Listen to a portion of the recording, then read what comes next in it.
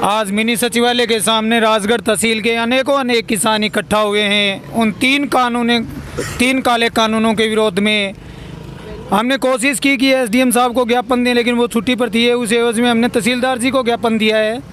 प्रशासन भी प्रशासन की भी उदासीनता साफ देखने को मिली। पिछले 3 घंटे से हम ढूंढते रहे, लेकिन वो हमें कहीं भी दिखाई नहीं दिए। और अब मैं कुछ किसानों से आपकी सीधी बात करवाऊंगा। किसान एकता जिंदाबाद। काला कानून वापिस लो, वापिस लो। काले कानून वापिस लो, वापिस लो, वापिस लो। काले कानून वापिस लो, वापिस लो, वापिस लो। काले कानून वापिस लो, वापिस लो। मोदी तेरी तानाशाही नहीं चलेगी, नहीं चलेगी। मोदी अभी आप देख रहे हैं कि कैसे जोर शोर से हम माताएं बहनें और जो ग्रामीण इकट्ठा हुए हैं वो नारे लगा रहे हैं। तो आप इस बात से अंदाजा लगा सकते हैं कि इनमें कितना जोश खरोश है और कितना रोष है सरकार के खिलाफ। अभी तो लड़ाई है। अभी मैं आपको इन किसानों से रूबरू करवाऊंगा और माताओं बहनों से भी रूबरू करवाऊंगा कि इन काले कानूनों के खिलाफ इनमें क्या रोष व्याप्त है। सबसे पहले मैं वकील जी से निवेदन करूंगा कि आप इन काले कानूनों के बारे में आपकी क्या राय है। देखिए, मोदी सरकार ने जो तीनों काले कानून लाए किसानों के खिलाफ, उन तीनों काले कानूनों का हिंदुस्तान के प्रत्येक किसान के मन में भयंकर विरोध है। या तो मोदी सरकार इन काले कानूनों को वापस ले लेगी, नहीं हिंदुस्तान का सरकार इस मोदी सरकार को ही गिरा के दम लेगा। इस बात की हम गारंटी देते हैं। हम आज यहाँ ज्ञापन देने के लिए आए थे।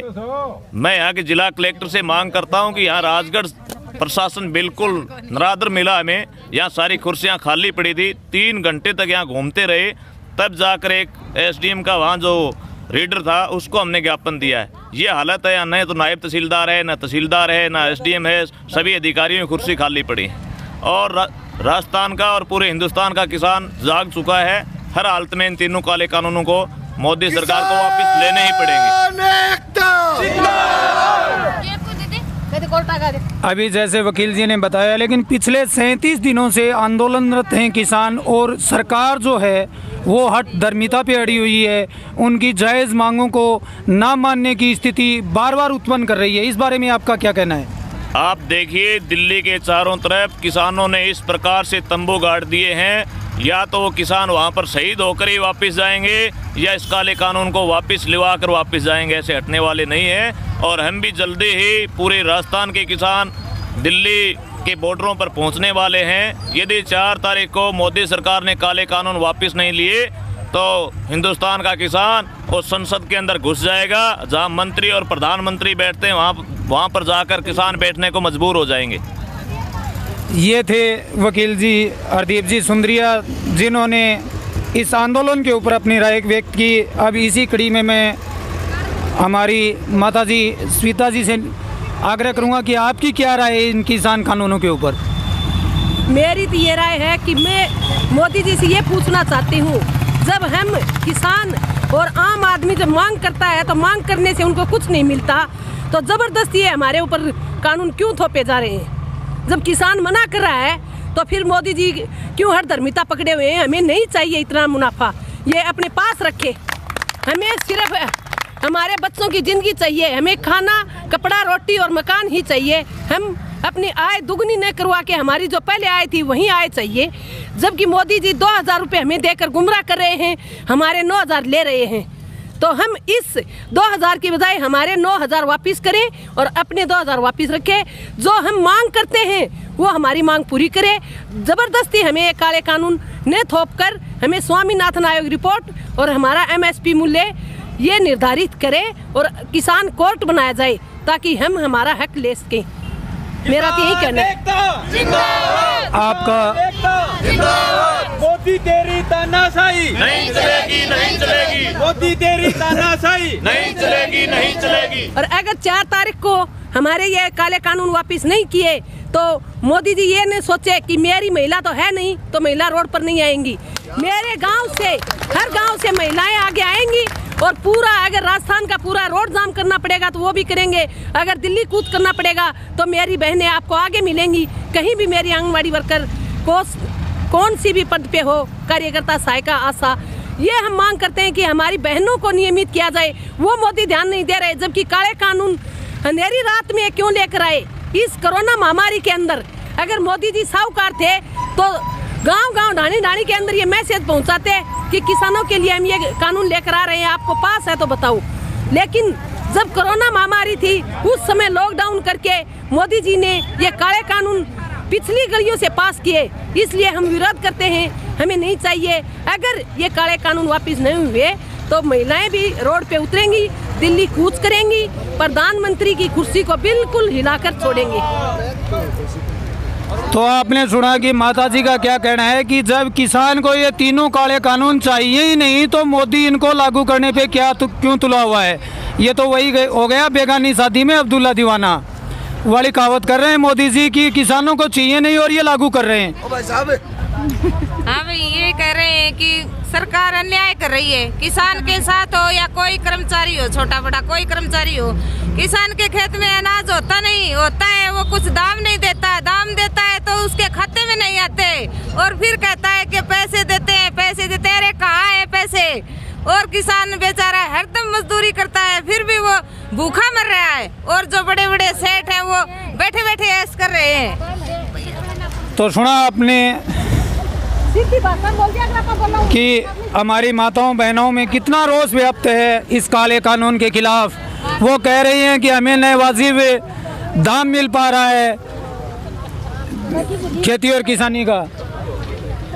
और अब हमारे बीच में शिवानी से जगवीर जी ढांडा हैं, इनसे भी हम राय लेते हैं कि इन काले कानूनों के ऊपर इनकी क्या राय है।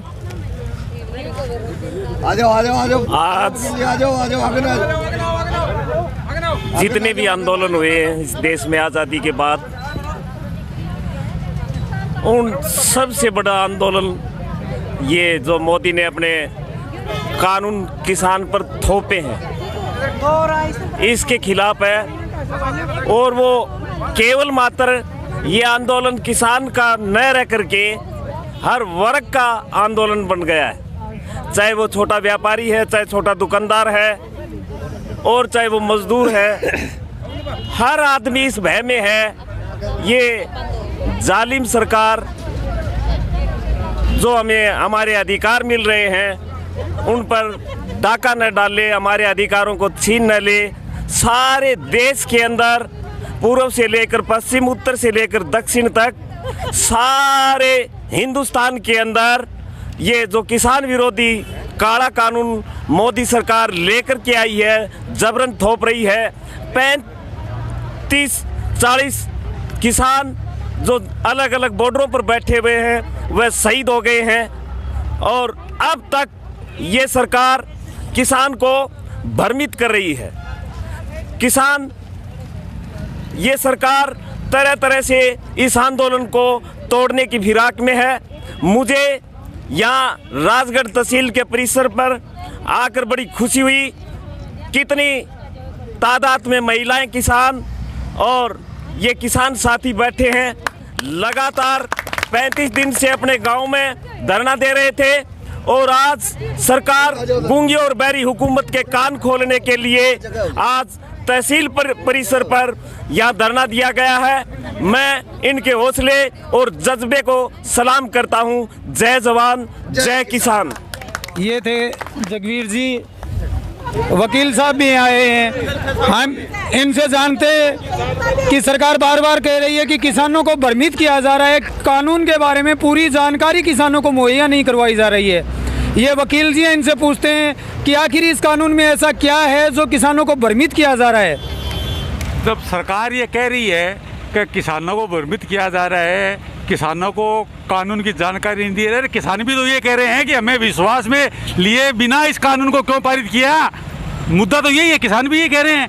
तो किसान को भ्रमित करने वाली कहाँ स्थिति है? सरकार भी अपनी पॉलिसी से ही नहीं बता रही है कि हमने कानून में क्या प्रोविजन है। नए अब तक ये जो नए कानून आए हैं ये नए मार्केट में अवेलेबल है, किसान जो एक अनपढ़ आदमी होता है, खेत में बेचारा फुहारा लगाता है, कुआं से सिंचाई करता है, वो कहाँ से बुक लाएगा। तो सरकार की ड्यूटी बनती है किसानों को विश्वास में लें। तो किसानों का यही तो कहना है, हमारा धोखा हुआ है, बिना विश्वास में लिए, बिना हमारे कानून पारित किया है, तो धोखाधड़ी तो है ही है। जब कोई चीज़ कोई कहे मेरे को नहीं चाहिए, फिर अगला कहे आप तू ले ले, मुझे चाहिए नहीं, तो फिर वो चीज़ क्यों दें, क्या ज़रूरी है। किसान कहते हैं हमें ज़रूरत ही नहीं कानून की।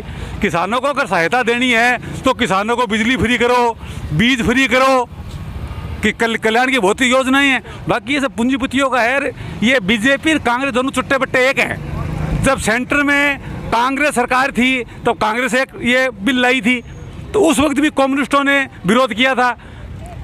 और आज जब बीजेपी सेंटर में, तो सेंटर में ये बीजेपी बिल लाई हैं। तो बीजेपी और कांग्रेस दोनों क्या है, पूंजीपतियों की पार्टी है, और इन दोनों की पार्टी फंड को अंबानी अडानी चलाते हैं। जो सेंटर में पावर में है बीजेपी है, तो अडानी अंबानी बीजेपी को ज़्यादा देते हैं, कांग्रेस को कम देते हैं, छुट्टे बट्टे एक है। तो जनहित में मजदूर, किसान, बेरोजगारों की पार्टी हिंदुस्तान में तो बच्ची एक सीपीआई है जो बेचारी संघर्ष करती है, जिसके पास न तो पार्टी फंड है, न ऑफिस है, फिर भी संघर्ष कर रही हैं। तो आम जन को ये जो किसानों का आंदोलन है इसमें सहयोग करना चाहिए। ये राजगढ़ में तो नरेंद्र जी का नाम मैंने सुना है, परिचित में नहीं हूँ, फेसबुक पे देखा है, तो काफ़ी संघर्ष किया इस आदमी ने यार। और राजगढ़ में आज इस मुकाम पर ला दिया है कि इस किसान आंदोलन के डरते हैं एसडीएम पार हो गए।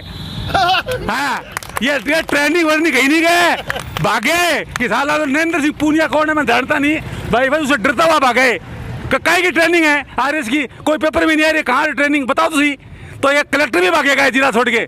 जय हिंद जय भारत। तो अभी आपने सुना वकील जी को, इनका साफ कहना है कि ऐसे कोई मुद्दे नहीं हैं जो जिससे किसान भ्रमित हो जाएं और किसानों को